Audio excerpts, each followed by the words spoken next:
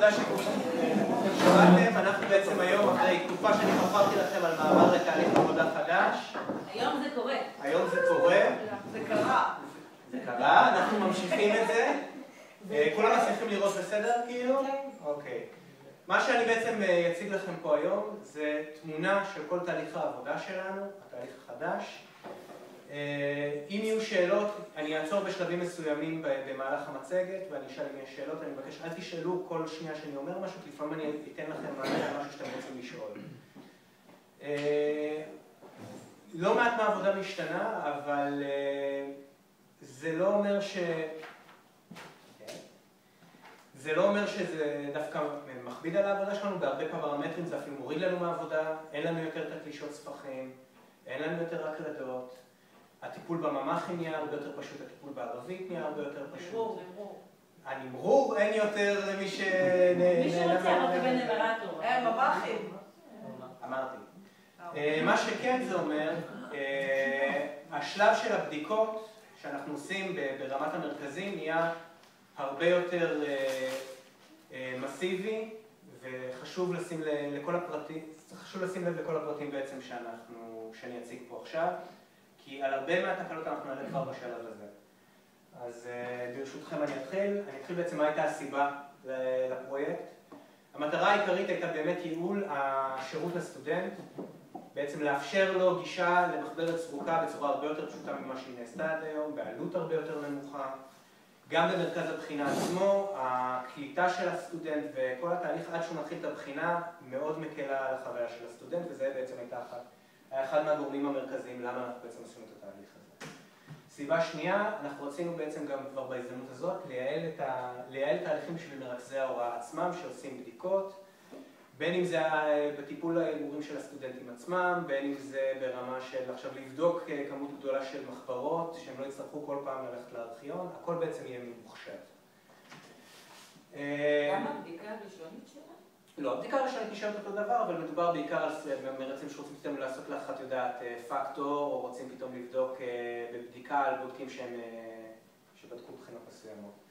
כמו שאמרתי, גם במרכז הבחינה, המשגיחים שעובדים במרכז הבחינה, המטרה הייתה להקל על העבודה שלהם, גם כן לתת להם יותר אינפורמציה על הסטודנט. ובעצם מבחינתנו המטרה הייתה לייעל הרבה מהתהליכים שעד היום היו נעשים בצורה דרקונית וידנית, לראות מה אפשר בעצם למחשב, מה אפשר לתת לו טיפול בשלבים מוקדמים יותר של הלילה, מה אני עשיתי. יופי, הפער עליי. טוב, אוקיי, הדבר הכי גדול מבחינת הפרויקט היה בעצם תהליך הסריקה של המחברות עצמן. מה שקורה, כדי שלכל הסטודנטים הבחינות יחכו כבר על השרת בשאילתה שלהם, אנחנו בעצם צריכים בתקופות לחץ לסרוק קרוב ל-60,000 בחינות בשלושה שבועות. מה שאומר שהם צריכים לשנות בעצם את כל התהליך סריקה שלנו. הדבר האחרון בעצם, להפוך את הארכיון מארכיון שעובד ברמה של תיוק לכמה שיותר ממוחשב. עכשיו, בשביל זה בעצם היינו צריכים ליצור פריטים חדשים, פריטים שלא עבדנו איתם עד היום. אז עכשיו אני אפרט את הפריטים האלה.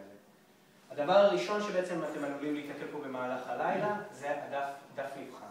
מה שקורה במרכז הבחינה, הסטודנט כשהוא מגיע לכיתה, מחכה לו דף עם כל הפרטים שלו. החלק העליון של הדף בעצם ישמש את הסטודנט במהלך הבחינה.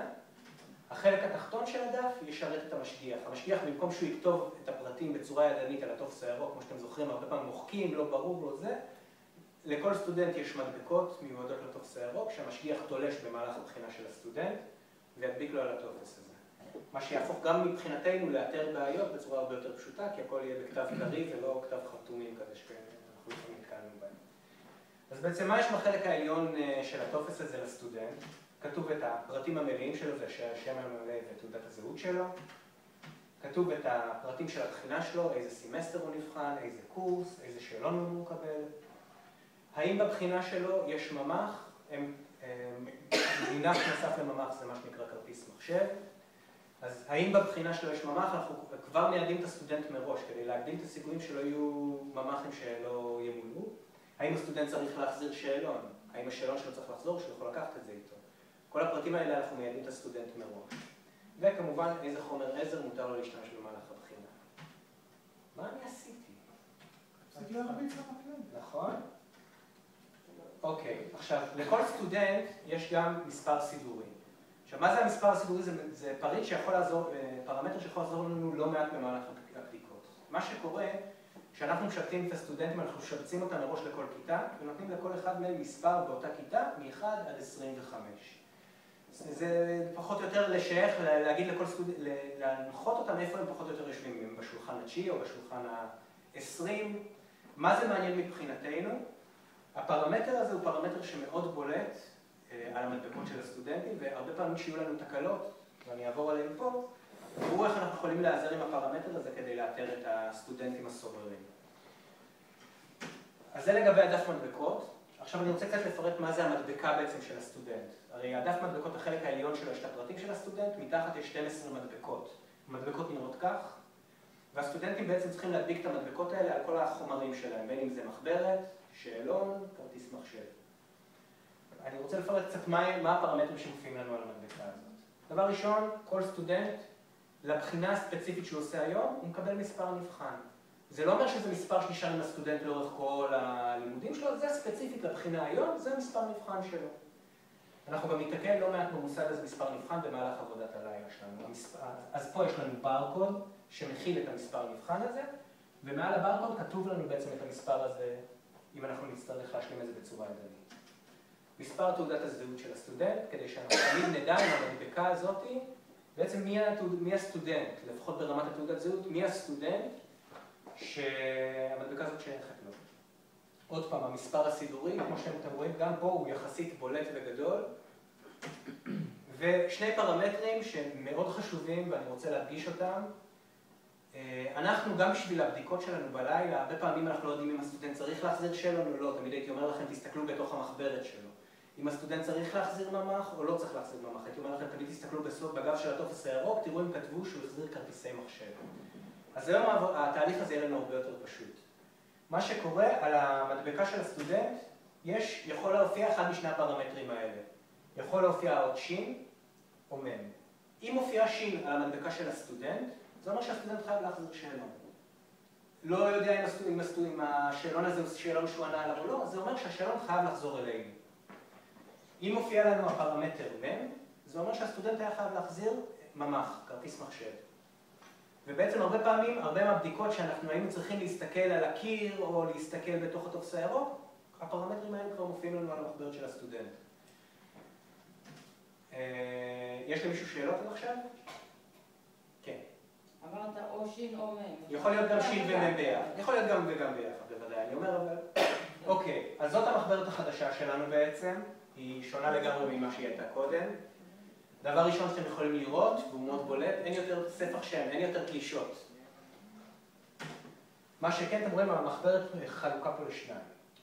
מה אנחנו מנחים את הסטודנט בעצם? הדף הראשון הוא קצר יותר. בדיוק. הדף הראשון נמוך יותר, אז אפשר לראות כבר גם את הדף השני שעומד מאחורה. אנחנו בהנחיות שלנו לסטודנט, לפני שהוא מתחיל את הבחינה, אנחנו מנחים אותו להדביק את המדבקות במקומות המתאימים. מדבקה אחת חייבת להופיע על הדף שער של הסטודנט, מדבקה אחת על הדף השני. למה אנחנו מדביקים שתי מדבקות? כי למרות שאנחנו לא תולשים את ספרי השם של הסטודנט, אחרי שהסטודנט מקבל ציונים, כל הדף הזה יתלש ויעבור למחלקה אחרת להקלדה של הציונים בזמן שהמחברות עוברות לסריקה. לכן מאוד חשוב שהמדבקות של הסטודנט יופיעו גם על דף השער וגם על הדף הראשון בעצם על הדף השני במחברת. אנחנו מנחים את הסטודנט למלא את הפרטים שלו. כאמור, עדיין הסטודנטים צריכים למלא את הפרטים שלהם. כמובן, כמות הרבה יותר נמוכה. אם אתם זוכרים, לפני כן הגדרנו להם 3 מקומות שהם צריכים למלא הרבה פרטים. כמות הפריטים שהם צריכים למלא היום, מה? 4. אני יודעת, אתה לא מחשיב את הספר בפנים. אוקיי, תודה. זה יצטמצם לפחות מחצי אפילו, אבל עדיין אנחנו מנחים אותם למלא את הפרטים, מסיבה אחת נורא פשוטה. אם סטודנט במקרה קיבל את הדף המדבקות הלא נכון, הדרך היחידה לדעת מי היה הסטודנט זה לפי מה שהוא כתב. אני יכול להשוות בין התעודת זהות שמופיעה לי פה לבין מה שהוא כתב, אבל אני אכנס לזה בהמשך, יותר כשאני אכנס לתהליך הבדיקות.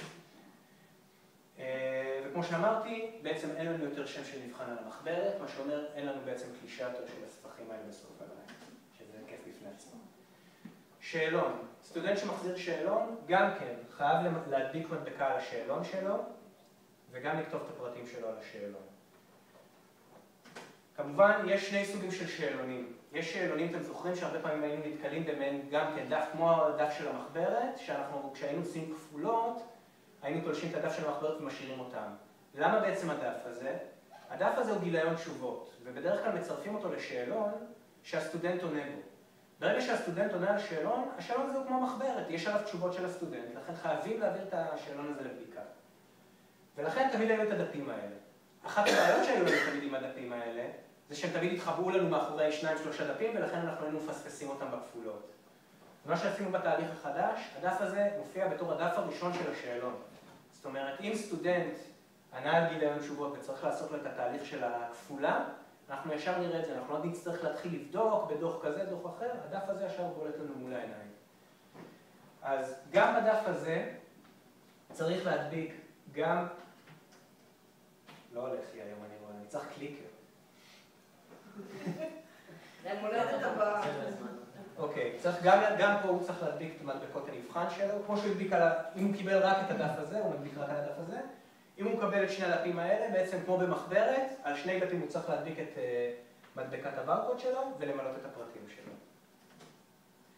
השאלונים היחידים שבהם יכול להיות מצב שלא יופיע לכם דף ראשון עם מדבקה כזאת, בין אם זה דף שער או דף גיליון תשובות, זה אם סטודנט צריך להחזיר ממ"ח. בדרך כלל אנחנו שמים את הדף הזה כדף שער כדי להדגיש להם, תודה. להדגיש להם שבעצם יש להם ממ"ח. אנחנו רוצים שהם יענו על ממ"ח, וזה דרך להדגיש לסטודנט לפני שמתחיל את הבחינה. מה זה אומר מבחינתנו בלילה? אנחנו חייבים שתהיה לנו מדבקה דבר ראשון. אז אם אנחנו נתקלים בדף שער כזה, אנחנו תולשים אותו כדי לחשוף בין אם זה גיליון תשובות כזה, או בין אם זה דף שער. עכשיו, אם סטודנט כמובן החזיר כרטיס מחשב, גם עליו אנחנו צריכים לוודא שהוא הדביק את המדבקה שלו ובילה את הפרטים. אני לא יודע כמה מכם התעסק עד עכשיו עושים למה שהיה בממ"ח הקודם. בממ"ח הקודם ממש היו צריכים לסמן ככה טוטו גם על התעודת זהות שלהם, גם על הקורס, גם על זה. פה פישטנו להם את זה. נתנו להם כמה פרמטרים שהם חשובים לנו שהם עדיין נרשמו, זה שידביקו מדבקת נבחן. אפשר רק להגיד שהדף הזה הוא כבר לא ירוק. כן, נכון, נקודה חשובה. הטופס הזה עד היום היה באמת טופס ירוק. כדי לייעל את תהליך הדפוס שלנו... לא זה, ממ"ח. לא, הממ"ח, סליחה, צודקים. הממ"ח עד היום היה ירוק, אתם זוכרים? תמיד כל הקווים היו ירוקים. כדי לייעל את תהליך הדפוס שלנו בעצם, אנחנו מדפיסים אותו כמו דף רגיל, ולכן אנחנו... עדיין יהיה מאוד קל לראות אותו, כי גם אם אתם מסתכלים על הגב שלו, אתם רואים המון משבצות כאלה, אז די קל לאתר אותו, אבל רק שתדעו שהדף הזה מהיום הוא שחור, ובשחור לבן, ולא בירוק לבן. אבל עדיין את כל התשובות מסמנים ב-X'ים? כן, כן, כן. החלק מתחת למילוי, חוץ מהמילוי פרטים, כל שאר הפרמטרים נשארו זהים. הטופס הירוק, אני מצטער שהטופס כאן כרגע לבן, אני השתמשתי חלק מהפריטים פה במצגת ישנה. הטופס עדיין נשאר ירוק, אבל גם זה יהיה הרבה יותר קל לראות את הפרמטרים על הטופס. אז כמו שאתם רואים, דף השער של הטופס לא השתנה יותר מדי, הדברים שהשתנו זה בעיקר ההנחיות למשגיחים. מה שכן השתנה זה פנים הטופס. אם אתם זוכרים, פנים הטופס היה בעצם חצי דף, שבו היה לנו את השולחנות של הסטודנטים, אז החצי דף הזה התפרס על כמעט כל הגיליון, כאשר כמו שאמרתי לכם מקודם, במקום שהמשגיח ימלא את הפרטים של הסטודנט, יהיה לו מדבקות לכל אחד מהסטודנטים, והוא ידביק את המדבקה בהתאם למיקום של הסטודנט. הוא עדיין ירשום את מספר החדר. לכל חדר יהיה מדבקת ברקוד משלו, כדי שנוכל להזין את הטפסים הירוקים האלה לסריקה. המשגיח כאמור ידביק מדבקת מבחן לפי המקום ישיבה של המבחן. עכשיו, הדוח, אתם זוכרים, בגב הטופס, תמיד היה לנו דוח שהיה כתוב לנו כל קורס, כמה נבחנים היו, כמה מחברות היו. הכנסנו את הדוח הזה לתוך הטופס הזה, בכדי בעצם להקל על העבודה של המשגיח, ואני חושב שגם לכם בסופו של דבר זה קצת יקל, שאתם צריכים לפתוח, לסגור, לפתוח. אז החלק הזה של הטופס עבר לפנים הטופס. אני אתן הסבר קטן קצת על מה בעצם המשגיח מסמן. זה שוב, זה פרמטרים שהם לא נורא קריטיים לנו, אבל אני רוצה שעדיין תבינו פחות או יותר מה בעצם המשגיח מסמן. אז כאמור, אם הסטודנט היה אמור להחזיר שאלון, יופיע שינה על המדבקה של הסטודנט, ובדרך כלל הם יסמנו שהמבחן החזיר עבודה, עבודה זה בחינה בעצם, והחזיר שאלון. אם הסטודנט צריך להחזיר כרטיס מחשב, יופיע מם על המדבקה, והמשגיח יסמן שהסטודנט החזיר עבודה וכרטיס מחשב. אם מופיע גם שין וגם מם, שיקרה לא מעט במקרים שיש מם, בדרך כלל יש גם שין וגם מם, אז המשגיח יסמן שהוא החזיר עבודה, החזיר שאלון והחזיר כרטיס מחשב. אם לא מופיע שום דבר על המדבקה והסטודנט החליט לקחת איתו את השאלון, יופיע לנו רק סימון בעבודה. אם נבחן, קיבל מחברת נוספת.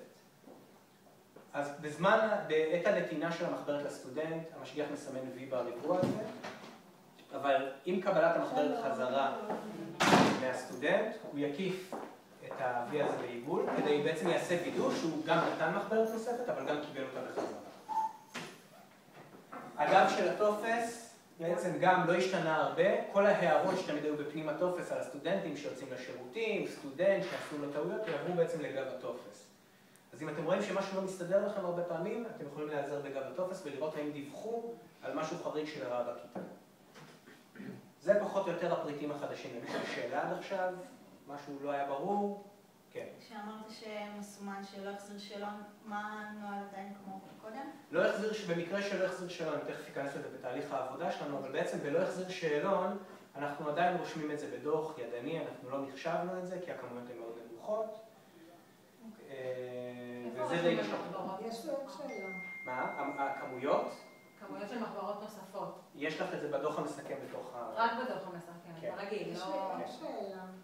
כן. האם עושים כפולות? איך זה מתבטא פה? לא, לא, אז אנחנו, כשניכנס לתהליך העבודה שלכם, עכשיו אני רק הסברתי על הפריטים, עכשיו אנחנו ניכנס לתהליך העבודה, ואני אסביר גם על הכפולות. אז בעצם תהליך העבודה החדש שלנו בלילה, ברמת השינוע זה לא משתנה. השינוי עדיין נשאר אותו דבר, אנחנו משווים בין הטפסים הירוקים לבין מה שמדווח לנו בטופס הלבן, אנחנו מוודאים שמבחינה כמותית הכל בסדר, וגם מבחינת הטפסים הירוקים לעומת השקיות. לאחר מכן, וזה תהליך חשוב, אני מבקש, אנחנו כותבים את מספר המרכז בחינה, לא על המכסה, אלא על הארגז עצמו. את המכסים האלה אנחנו מעיפים, ואחר כך הרבה פעמים קשה לנו לאתר איזה מרכז זה, אז בשלב הזה אנחנו נכתוב את מספר המרכז על הארגז עצמו. איש הצוות שמשנה את הבחינות יביא אותם בעצם למסגרייה, יעביר את הטפסים הירוקים. הטפסים הירוקים עכשיו לא יונחו ישר על הארגז, הם קודם כל יועברו לסריקה. אני תכף אפרט מה בעצם הטפסים האלה עוברים, אבל זה אומר שאתם צריכים, כשאתם לוקחים ארגז לעבודה, אתם חייבים לוודא שהטפסים חזרו אליו. לא, שהטפסים חזרו, זאת אומרת שהארגזים שבלי טפסים, כנראה שהטפסים שלהם עדיין לא נסרקו. אז גם זה חשוב, תאי, בזמן שאנחנו פורקים את הארגזים, צריך ליצור הפרדה בין הארגזים שכבר עברו סריקה, לבין מה שאתה עכשיו הבאת, ליצור הפרדה ויזואלית ממה שיראו, אלה מרכזים שאנחנו לא נוגעים בהם. וצריך לסרב על הטופס. מה? צריך לסרב על הטופס. לא, אין טפסים על הארגזים האלה. אותי מטריד משהו אחר, מטריד אותי, אתה יודע, שמישהו יראה, רגע, יש כאן ארגז, אולי לא לקחתי אותו למרכז שלי, הוא יראה ארגז ריק, אתה יודע. הוא ייקח במקרה את הארגז הלא נכון. אבל אם אתה עושה הרי סריקה של הזה, ואז נחזיר את הדפים הירוקים? כן. אז זהו, אז למה שלא פשוט, כאילו מה שבלי זה? לא הבנתי עוד פעם? שאני אומר שהוא תסרוק פעמיים. אני לא סורק פעמיים. לא, יכול לקרות כזה דבר. תאי, כשהוא פורק את הארגזים, הוא לא מניח את הטפסים הירוקים על הארגזים. הוא מעביר אותם לאחראי סריקה. האחראי סריקה הוא זה שמחזיר את הטפסים הירוקים לארגזים האלה. לכן אין סיכוי שיהיה סריקה כפולה. כן, מי שלוקח פשוט צריך לראות שיש טפסים. בדיוק, כשאתם לוקחים את הארגזים, גם לוודא שזה מהאזור של הארגזים שעברו סריקה, וגם לוודא שבאמת הטפסים הירוקים מעל. זה בעצם הסממן שלנו לזה שהטפסים נסרקו. עכשיו אני אכנס איתכם קצת לתהליך סריקה, למרות שחוץ מליאת וטלי ורנית אין יותר מדי אנשים שהתעסקו בשלב הזה, אבל אני רוצה רק שתבינו עקרונית מה בעצם עושים בתהליך. דבר ראשון, אנחנו מוודאים, נפתחו חדרים רזרביים, חדרים שבעצם לא היו מתוכננים לנו. אם לא נפתחו לנו, אנחנו יכולים להמשיך הלאה, אבל אם הם נפתחו, אחרי הסריקה צריך בעצם להדביק מדבקה של החדר הזה, כי למרכז בחינה לא היה את המדבקות לחדרים שהם לא תכננו. אז אנחנו משלימים את המדבקות האלה בלילה. אחר כך, אחרי הסריקה בעצם מוודא שכל הטפסים הירוקים יש להם מדבקת חדר. זה וידוי לפני שאנחנו שולחים אותם לסריקה. וידוי. אחר כך אנחנו בעצם פותחים את תוכנת הסריקה, אנחנו סורקים את הטפסים הירוקים אנחנו סורקים אותם ברמת מרכז, אנחנו לא לוקחים כמה מרכזים וסורקים ביחד. בזמן הסריקה אנחנו תמיד נעבוד ברמת המרכז, אנחנו נסרוק את הטפסים הירוקים. יש לנו שלב פענוח, שבעצם המערכת מפענחת את כל המדבקות האלה ואת הברקודים שמופיעים שם בעצם במספרים. אם יש ברקוד שהמערכת לא מצליחה לפענח, אחרי הסריקה בעצם מתקן את הברקוד הלא קריא. אחרי שאנחנו מסיימים בעצם את תהליך הפענוח, אנחנו מעלים את כל המידע הזה למערכת שלנו, לאורקל, זה מערכת המחשב שלנו, ובעצם מזינים את כל הטפסים הירוקים האלה למערכת. אחרי סריקה לאחר מכן יש לו מסך בקרה, שיכול לראות אם המרכז בחינה שלו, שהוא הרגע סרק, מאוזן. אם יש חוסר איזון, אנחנו מטפלים בזה ברמה נקודתית, בודקים אם היו חדרים שבטעות לא נסרקו, יש לנו כל מיני תהליכים שאני אסביר בפירוט יותר לאחרי הסריקה. מאוזן מבחינה כמותית. מבחינה כמותית, כן. לאחר סיום הסריקה ווידוא שהמרכז מאוזן, הטפסים הירוקים מוחזרים, ובעצם אפשר להתחיל לעבוד על המרכזים האלה ברמת הקבוצות. זה לא מרכז מאוזן, זה... מאוזן מבחינת הסריקה של הטפסים הירוקים. אתה אומר מאוזן, יש לנו קונוטציה אחרת. אז הטפסים נסרקו כהלכה, הכל בסדר, תקין מבחינת הטפסים הירוקים. יש למישהו שאלה עד עכשיו? אוקיי, אני עכשיו אכנס בעצם לחלק הארי של העבודה שלנו. אתם יודעים, מקודם היינו אומרים שהעבודה מחולקת לשלושה שלבים, השלב הראשון, השני והשלישי. השלב הראשון הזה הפך להיות מאוד מאוד, הרבה יותר מסיבי. הוא הולך להיות עיקר העבודה שלנו בעצם במהלך הלילה. אז בעצם כשאנחנו לוקחים מרכז בחינה, הפתיחה של המרכז נשארת אותו דבר. אנחנו מוציאים את המחברות מהשקיות, מניחים בהתאם לכל חדר את הטפסים הירוקים ושומרים על הפרדה של שתי וערב. זה בעצם משהו שאנחנו עושים היום רגיל. מה שאנחנו עושים אחר כך, אנחנו עוברים על כל החדרים האלה, ואנחנו עושים את הבדיקה הראשונה, שזה בעצם אנחנו סופרים כמותית את המחברות שיש לנו, לעומת כמות הנבחנים שמופיעים. כמו שעשינו עד היום, אנחנו לא משווים את זה לכמות המחברות, אלא לכמות הנבחנים, בגלל כמו שאתם יודעים, אם סטודנט קיבל שתי מחברות, הוא מכניס אחת בתוך השנייה, ובשלב הבדיקה הזאת אנחנו בעצם לא נחשף לזה. אז הבדיקה הזאת בעצם נשארה אותו דבר, אנחנו כולנו עושים אותה, ולאחר מכן אנחנו מניחים את הטופס הירוק מעל, אנחנו לא כותבים עדיין אנחנו שמים אותו הפוך, אנחנו לא כותבים שזה עבר בדיקה, בגלל שיש לנו הרבה בדיקות, אנחנו לא נסיים עם כמות הרישומים האלה. ובעצם החדר הספציפי הזה יכול להתחיל לעבור את תהליך הבדיקות שלנו. אוקיי? אז אנחנו עושים ספירה כמותית, מניחים את הטופס הפוך, ויוצרים ערימה בשתי בערב של המחברות. מה?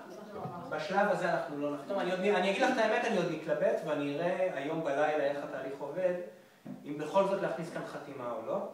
זה שלב שכולנו עובדים, כאילו כל הצוות עובד ביחד כדי בעצם להשמיש את החדרים האלה לבדיקה כמה שיותר מהר. עכשיו, הבדיקות, עדיין יש לנו בעצם שתי בדיקות, לא שלוש בדיקות. הבדיקה הראשונה היא בעצם עבודה מול המחשב. מה שאנחנו עושים, הבן אדם שעושה את הבדיקה הראשונה, פותח את המערכת שאנחנו עובדים עליה נקראת מערכת אורקל. בתוך המערכת אורקל הזאת יש לנו מסכים מיוחדים לעבודה ייעודית לכל אחד מהתהליכים שלנו. אז מה שאיש הצוות שעושה את הבדיקה הראשונה עושה, הוא פותח מסך שנקרא קליטת נתוני חדר.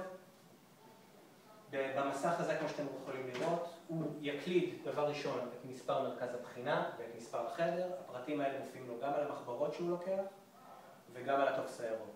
נקודה שבאמת לא הדגשתי, אנחנו עדיין עובדים ברמת חדר, אנחנו לא לוקחים את כל הבחינות אלינו, אנחנו לוקחים חדר אחד ועובדים עליו מסיימים את כל התהליך ברמת החדר. אז אחרי שלקחנו את החדר, הקלדנו את מרכז הבחינה ומספר החדר עצמו, ואז כמו עובדות מיומנות בסופר, יש לנו אקדחי ברקוד כאלה, אנחנו קוראים מחברת את הברקוד, ומוודאים שהפרטים של הסטודנט עלו לנו במערכת. זאת אומרת, אני לוקח את הרמה אליי, קורא מחברת, מסתכל על המסך, שהפרטים שלו עלו. קורא עוד מחברת, רואה שהפרטים של הסטודנט הבא עלו. עכשיו, אני שמתי לב מניסיון שיש לא מעט עובדים שכשעובדים מהר לא תמיד שמים לב למסך, אז מה שאנחנו נותנים לכם בנוסף למחשב זה בעצם אוזניות. עדיף שלא תשימו את שתי האוזניות על האוזניים, שלא תחסו את שתי האוזניים, תחסו אוזן אחת, שימו אוזניה אחת ככה מאחורה או משהו כזה. הסיבה לזה, במידה ועשיתם טעות או שיש טעות עם אחת המחברות, המערכת תתריע לכם על זה. היא תקפיץ לכם התראות, ואם אתם לא תסתכלו על המסך, אתם עלולים לפספס את זה. אז עוד כלי שיעזור לכם לעלות על תקלות שקורות במהלך השלב הזה, זה צפצוף יצפצף לכם באוזן ברגע שתהיה איזו תקלה במהלך התהליך. בין אם במקרה קראתם את אותו סטודנט פעמיים, המערכת תתריע לכם על זה. סתם דוגמה, המחברת הזאת בטעות כבר נקראה במרכז אחר, איכשהו הגיע אליכם וקראתם אותה עוד פעם, המערכת תתריע לכם על זה. כל דבר שהוא לא, שחורג מהתהליך התקין, המערכת תתריע לכם. כדי לדעת מה לעשות ואיך לפתור, כמובן שאתם תעזרו בי, אבל גם לכל אחד מהתהליכים הכנתי לכם דף הנחיות, שאני לא מצפה שאחרי שאנחנו נעשה את כל התדריך הזה תזכרו את כל התהליך, אז לכל אחד בכל שלב של הלילה יהיה לו דף הנחיות, שינחה אותו בדיוק איך הוא צריך לפעול, ואם יש תקלות מה הוא צריך לעשות. אז כאמור אנחנו קוראים את כל המחברות, ברגע שאנחנו סיימנו לקרוא, עוד פרמטר חשוב. במסך הזה אנחנו יכולים לראות כמה נבחנים נסרקו בטפסים הירוקים, אנחנו נראה את הכמות הזאת כאן, כמה נבחנים אנחנו קראנו בפועל כאן, והאם יש הפרש. כמובן שכשאנחנו ניכנס פעם ראשונה לחדר, פה יהיה לנו רשום שיסרקו 3 נבחנים, פה יהיה רשום 0 כי עוד לא קראנו אף אחד, ופה יופיע לנו -3 כי בעצם יש לנו הפרש של 3 סטודנטים שעוד לא נקראו. כשאנחנו מסיימים לקרוא את כל הנבחנים בחדר, אנחנו צריכים לוודא פרמטר אחד שההפרש עומד על 0. זאת אומרת שהסריקה של הטפסים הירוקים זהה לכמות המחברות שאנחנו קראנו. הפרמטר הזה, השדה הזה יהיה בירוק, ויופיע בו הספרה 0. כמובן כל דבר שחורג בתהליך הזה, כל תקלה שקורית לכם, תקראו לי, תקראו לצאלה, תקראו לרנית או לליאת, אם הם באותו זמן אחראים, תקראו לשבי, זה לא ספציפית רק להיום, אבל כן. עכשיו, ועדות משמעת, בזמן שאנחנו קוראים את המחברות האלה, אנחנו עלולים להתקל בוועדות משמעת. ברגע שאתם נתקלים בוועדת משמעת, כל מה שאתם עושים, אתם קוראים אותה כמו מחברת רגילה לכל דבר, ומביאים את זה לאחראי הלילה. מבחינתכם, הטיפול בוועדת משמעת נגמרת ברגע שאתם קראתם אותו לחדר, והעברתם את זה לאחראי הלילה. צריך לשים ללילה או ש... לא, תעבירו את זה לאחראי הלילה, האחראי הלילה מטפל בזה. כשאתם מסיימים בעצם את הבדיקה, ראיתם שהחדר היה מאוזן והכל טוב ויפה, אנחנו רושמים את השם שלנו פה, רושמים שזה עבר את הבדיקה הראשונה, ויוצרים לנו כמו היום ערימה בשתי בערב של כל מה שעבר את הבדיקה הראשונה. יש שאלות, משהו לגבי התהליך הזה, משהו היה לא ברור? כולם שקטים. אוקיי, אני מקווה שזה לטובה. הבדיקה השנייה. עכשיו, זאת בדיקה שהיא מאוד מאוד חשובה, והיא לב העבודה שלנו בעצם, הבדיקה הזאת. כאמור, כמו שאתם זוכרים, בדרך כלל הבדיקה השנייה הם נותנים לעובדים היותר מיומנים, אז את הבדיקה הזאת היום יעשו 2/3 מהצוות, שזה אומר גם עובדים מיומנים יותר ומיומנים פחות. גם מי שלא עשה, יש כאן אני מניח לא מעט אנשים שלא עשו פה בדיקה שנייה, אז גם לבדיקה השנייה אני הצבתי טופס, ממש עם כל הפרמטרים שאתם צריכים לבדוק, ממש תעבדו עם הדף הזה, כי יש לא מעט דברים שאנחנו צריכים לבדוק כאן, יותר ממה שהיה לנו קודם, לכן הבדיקה הזאת תהיה קצת יותר איטית מקודם, אבל היא חוסכת לנו הרבה דברים בשלבים המאוחרים יותר של הלילה. אז מה אנחנו עושים בעצם בבדיקה הזאת? הבדיקה הזאת מתחילה ממה שאנחנו עושים עד היום בבדיקה השנייה. מי שלא עשה בדיקה שנייה, אני אסביר. פה בדוח על המחברות המוחזרות, הדוח שהיה לנו בגב הטופס ועכשיו נמצא בפנים הטופס, כתוב לנו, אם אתם זוכרים, את מספרי הקורסים, כמה נבחנים היו בקורס וכמה מחברות חולקו בקורס. מה שאנחנו עושים בשלב הזה, אנחנו עוברים כל קורס ומוודאים שזה באמת שהמצאי שלנו ביד תואם את מה שכתוב בטופס הירוק. זאת אומרת, בקורס 10-131 אני רואה שצריכים להיות 2 נבחנים, אני מוודא שיש לי 2 מחברות. קורס 10-459 אני רואה שיש לי נבחן אחד, אני מוודא שיש לי באמת נבחן אחד עם מחברת אחת. בשלב הזה אנחנו כבר די יכולים לראות אם סטודנט קיבל מחברת נוספת. לגבי איך אנחנו מטפלים במחברות הנוספות, אני אסביר עוד איזה 2-3 דקות. אז השלב הזה ברור, נכון? אני חושב שרובכם עשיתם. יש כאן מישהו שלא עשה בדיקה שנייה אף פעם? אתה לא עשית. אבל השלב הזה היה ברור פחות או יותר טוב? בסדר. אוקיי, עכשיו אני אכנס בעצם לבדיקות שאנחנו עושים, שבעצם בגלל זה גם הסברתי על המדבקות בצורה כל כך מפורטת מקודם. אתם זוכרים, אמרתי לכם שיש מספר סידורי על כל מדבקה, שבעצם מייצג את המספר של הנבחן בכיתה. אז דבר ראשון שאנחנו עושים, אנחנו לוקחים, את הבדיקות האלה אנחנו עושים כל פעם ברמת מחברת. כל ההסבר שאני נותן לכם עכשיו הוא ברמת מחברת אחת. אוקיי? אז אנחנו לקחנו את המחברת הראשונה שלנו.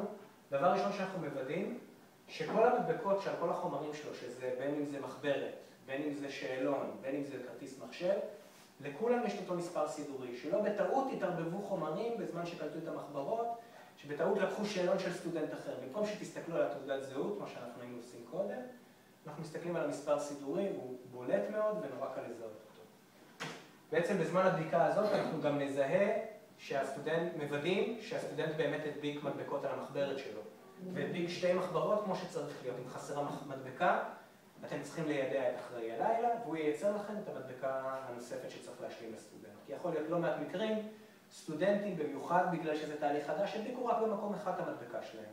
אנחנו צריכים לעלות על זה בשלב הזה, כי אם אנחנו לא נעלה על זה עכשיו, המחברת הזאת יהיו לה בעיות בשלבי הסריקה שלה. יש שאלה, סטודנטים בבחינה מחזירים את המדבקות הנותרות? כן.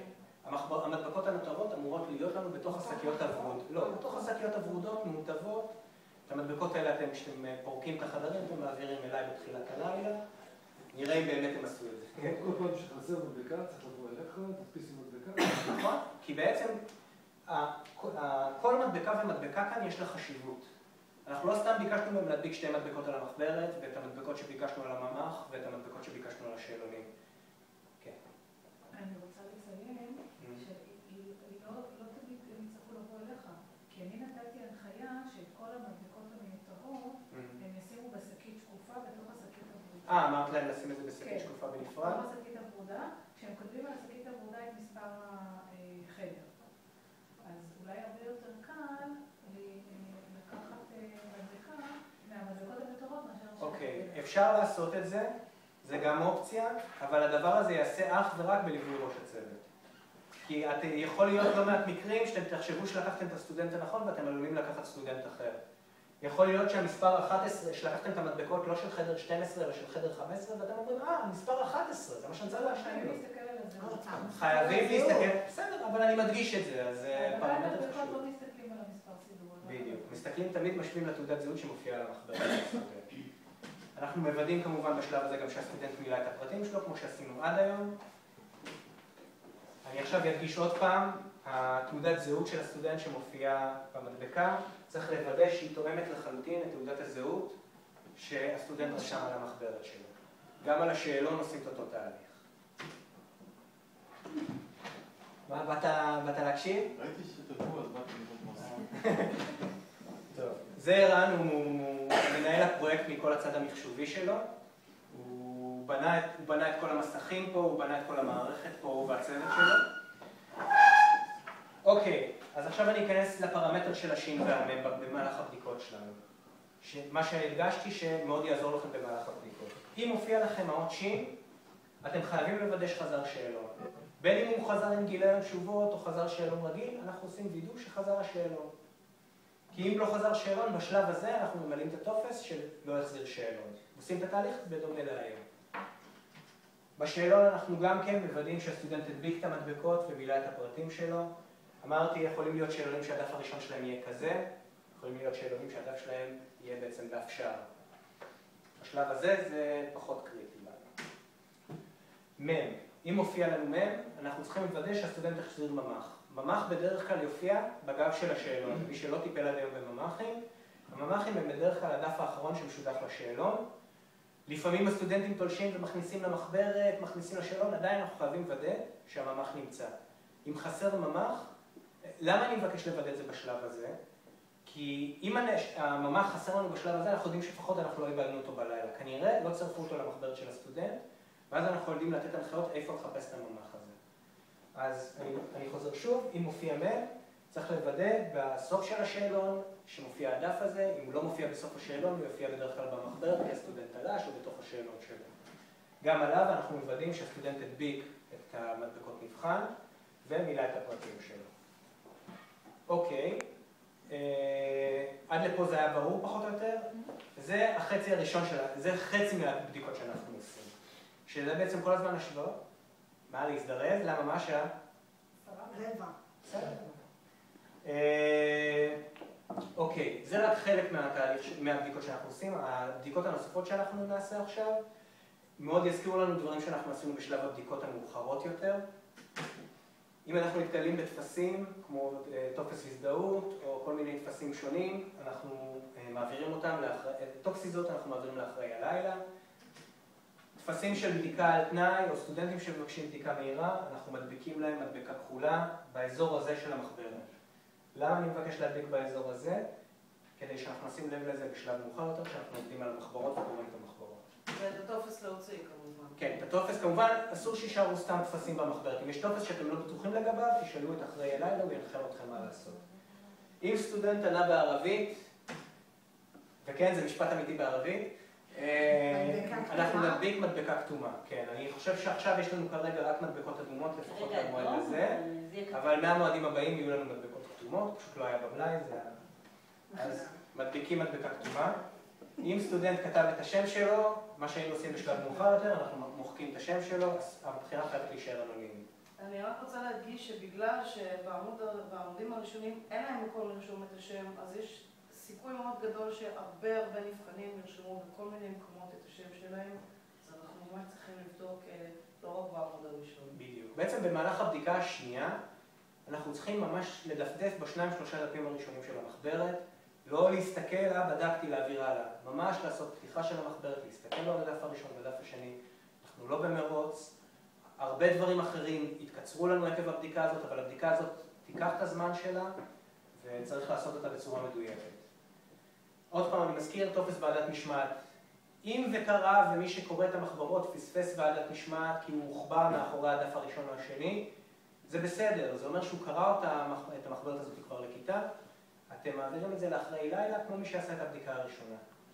בסדר? אבל זה מאוד חשוב לאתר כל טופס שנמצא במחברת, כי יכול להיות שיש שם דברים שלא צריכים להישאר. עכשיו, לגבי כפולות, מחברות כפולות, איך אנחנו מטפלים בזה? אם הסטודנט קיבל שתי מחברות, אוקיי? מה שאנחנו עושים בשלב הזה, אנחנו תולשים את דף השער של המחברת השנייה, שמים אותה מאחורי המחברת הראשונה, ומשדכים, יש לנו שדכנים חשמליים. הסיבה לשדכנים חשמליים ולא לשדכנים ידניים, המיקום של הסיכה של השידוך מאוד חשובה לנו. אנחנו את המחברות האלה חותכים בשלב אחר, ואם הסיכה לא תהיה ממוקמת במקום שהיא אמורה להיות, זה יעשה לנו בעיות בשלבי הסריקה. בגלל זה יש לנו את השדכנים האלה, הם קופסאות גדולות כאלה שעומדות לנו על השולחנות, אתם תראו במהלך הלילה. אם הסטודנט קיבל שאלון, יש שני שאלונים, אתם זוכרים? אמרנו, יש שאלון שאין לו את הדף גיל התשובות, אנחנו משאירים אותו רגיל בתוך המחברת, זה לא כפולה או שום דבר. אבל אם אנחנו נתקלים בדף הזה, אנחנו תולשים את הדף הזה, בעצם אנחנו חושפים, משאירים את הדף הזה, שמים את השאלון מאחורי המחברת, ומבצעים את השידור. יש משהו לא ברור בתהליך הזה? זה לא בפנים, כאילו, הפעם היינו מכניסים בפנים, נכון? עכשיו אנחנו שמים את זה מאחורי. אוקיי. בסדר? השדכן גם יכול להתמודד עם כמות דפים הרבה יותר גדולה מהשדכנים הידניים, ובשביל שהתהליך יעבוד בצורה תקינה, כשהמחברת נסרקת צריך להיות לכמות עמודים מסוימת, וכשהשאלון נסרק צריך להיות לכמות עמודים מסוימת. אנחנו שמים אותם אחד מאחורי השני. שוב, זה נקודה חשובה. מה קורה כשיש לנו ממ"ח בעצם? הממ"ח גם עלול להשתדך לנו, כי אנחנו לא מפרידים ממ"חים בשלב הזה של הלילה, נכון? אנחנו רק מוודאים שהוא נמצא. אז כדי שלא יהיה לנו סיבוכים אחר כך בשלב מאוחר יותר של הפרדת הממ"חים, מה שאנחנו עושים, אם אנחנו רואים שאנחנו צריכים לעשות כפולה, אנחנו מפרידים רגע את הממ"ח, עושים את הכפולה הזאת ואת הממ"ח שמים מאחורי דף השער. בסדר? ברור לכולם? זה לא נורא אם יתפספס לנו, אנחנו עדיין נוכל לטפל בזה, אבל יהיה לנו הרבה יותר קשה להפריד את הממ"חים מהשאלונים אחרי שהם עברו שידוך של כפולה. אבל זה מאוד חשוב לשים לב שאתם, בזמן שאתם עושים את כל התהליך הזה, שהממ"ח לא עף לכם או נאבד, כי בעצם עיבוד של ממ"ח זה כמו עיבוד של מחברת של סטודנט. צריך לתת לזה הרבה תשומת לב, להיות מאוד מרוכזים כשאנחנו עושים את התהליכים האלה, ולכן אני הדגשתי זה פחות או יותר הבדיקה השנייה. אנחנו בשלב הזה כותבים את השם שלנו עם מספר הבדיקה, ויוצרים הרמה של מה שעבר הבדיקה השנייה בעצם. יותר נכון, את הטפסים האלה כבר אפשר להעביר לראש הצוות, אין בדיקה שלישית. אז את הטפסים האלה אנחנו נעביר לראש הצוות. עכשיו, כדי להקל קצת ברמת העבודה במרכז הבחינה על כמות העומס שיש לנו פה בעצם בבדיקה השנייה. יש לנו בן אדם אחד שעושה את הקריאות למחשב, ושני אנשים שעושים את הבדיקות השניות, מאחר והבדיקות האלה אמורות לארוך יותר זמן מקריאת מחברות. 3. 2. יש צוותים של 2. הצוותים הם 3, אחד של מחשב ושניים של... ופתחנו 4 קבוצות. 4 קבוצות. 4, זאת אומרת 3 בודקים ואחד על המחשב. 2 בודקים ואחד על המחשב. 4 יש לך קבוצות. 40 בצוות, 4 בצוות. לא, יש לי 3 ועוד... 3 עשית בצוות? 4 קבוצות של 3 אנשים. כן. נדמה לי שאמרנו 4. לא, ואז אמרתי לך שאנחנו, בגלל שזה פעם ראשונה, ואנחנו יודעים בגלל- כמה שטח כל בן אדם יצטרך על אז השולחן הוספנו שלו, עוד קבוצה. העדפנו להגדיל את זה ברמת קבוצה ופחות אנשים בכל צוות. אוקיי, אנחנו סיימנו לעבוד על כל המרכז. אוקיי, אנחנו רוצים לדעת אם אפשר לפזר אותו. הדרך לדעת אם אפשר לפזר אותו זה לוודא שהמרכז מאוזן. ראש הצוות יכול או לפנות לאחראי הלילה או לבדוק במסוף של הצוות שלכם, להיכנס למסך שנקרא קליטת נתוני חדר ריכוז לפי מרכז בחינה, זה שם מאוד ארוך, אבל זה יהיה לכם, הכל מסודר במסך הזה בצורה הגיונית. נכנס למסך, מאתר את מרכז הבחינה שהוא ביצע. אם המרכז בחינה הזה יש לו סממן ירוק, זה אומר הכל מאוזן, אפשר לפזר לפי קורס. אם הסממן הזה אדום, זה אומר שמשהו לא תקין פה, ואנחנו צריכים לבדוק מה בעצם לא תקין. כמובן שאנחנו לא צריכים להגיע למצב כזה, מהסיבה הכי פשוטה, כשאנחנו קוראים כל חדר וחדר, אנחנו צריכים לוודא בעצמנו שהחדר מאוזן. אתם זוכרים שיש את הירוק ויש 0 בכמות. בדיוק. כשאנחנו קוראים את כל מחברת לפי חדר, אנחנו צריכים לוודא שזה מאוזן. המקרים שזה יכול לקרות לנו זה אם פספסנו פתאום חדר. אולי לא קראנו חדר, יפספס לנו, אז זה דרך לעלות על זה. את הבדיקה הזאת אפשר לעשות ברגע שאתם מסיימים להזין את כל המחברות. לא חייבים לחכות שמסיימים את הבדיקה. זה גם נכון האמת. מי שעובד על המחשב יוכל להיכנס למסך בעצמו ולראות אם בעצם כל ההאזנות שהוא עשה עד עכשיו היו מאוזנות. ואז אחרי שהכל מאוזן לנו, אנחנו לוקחים ומפזרים כמו היום, כותבים על הטופס הלבן איזה חדר אני לוקח ומפזר לפי קורס. זה בעצם השלב הראשון של הלילה. סליחה, עדיף אבל לעשות את זה בסוף, למרות שהוא יכול לבדוק את זה, כדי שלא יהיה מצב שבטעות נפזר משהו שלא עשינו עליו בדיקה. כאילו אומרים טוב זה מאוזן, ואנשים אמרו לפזר ואנחנו עשינו את הבדיקות. 8:15, 8:20, משהו כזה. יש למישהו שאלות? משהו היה לא ברור? טוב, אני מקווה שהשקט הזה זה באמת... אתה זוכר שעשינו פיילוט כולנו? לא, ממש לא כולם. טוב, נמשיך. סיימנו את השלב הראשון של הלילה. יש מחברות שבשלב ששלפנו מבפנים כל מיני ג'אנק, אז יש דברים שהם לא ג'אנק. אולי תסביר מה לא ג'אנק בתוך ה... עם החלק הנייר מילימטרי והביולוגיה שמחזירים אף אחד בנפרד. אוקיי, מה שקורה, מה ששבי מדבר עליו, זה יש שאלונים שמחולקים לשני חלקים. בדרך כלל יגיעו מעוטבים. אתם נתקלתם בזה באנגלית, אם אתם זוכרים, כשאנחנו עושים בחינה באנגלית, כל בחינה חוזרת לנו מעוטבת. למה? כי השאלון של הסטודנט היה מורכב משני חלקים. אז גם במקרים פה יהיו לנו מקרים של שאלונים שיחזרו עם התו. מה אנחנו עושים בעצם עם השאלונים האלה בשלב הזה? כאמור, אם יש להם גיליון תשובות, אנחנו עושים כפולה, כמו שדיברנו עליו כל הזמן. חלק אחד יכול להגיע עם גיליון תשובות, חלק אחד יכול להגיע בלי גיליון תשובות. אנחנו משטחים את החלק עם הגיליון תשובות, ואת החלק בלי הגיליון תשובות אנחנו מכניסים מאחורי דף השער.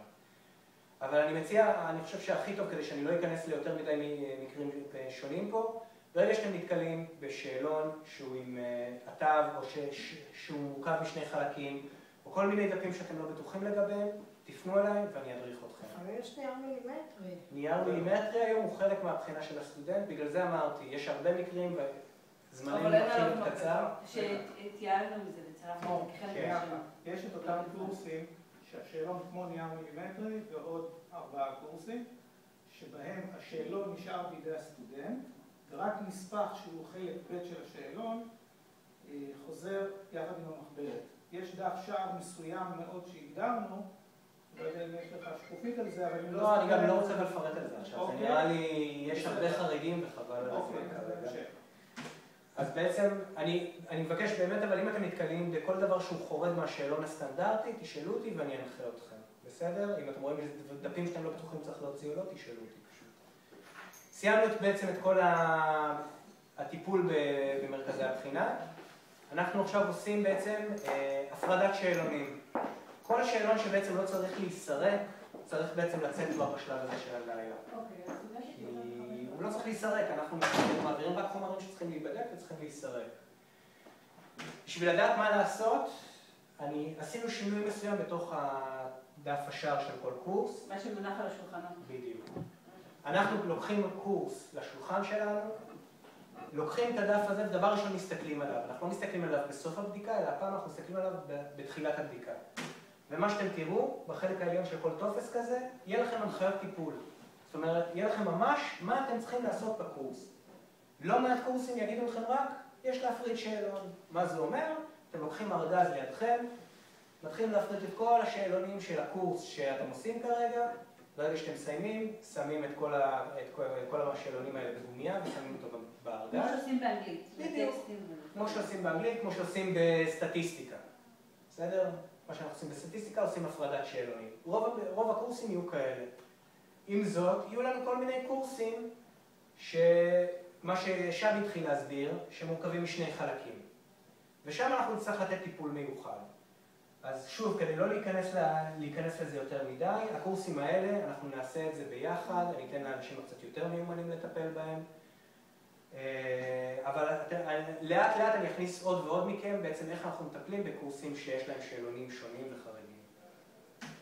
אבל כאמור, כשאנחנו לוקחים את הקורס, אנחנו פועלים לפי ההנחיות שמופיעות לנו כאן.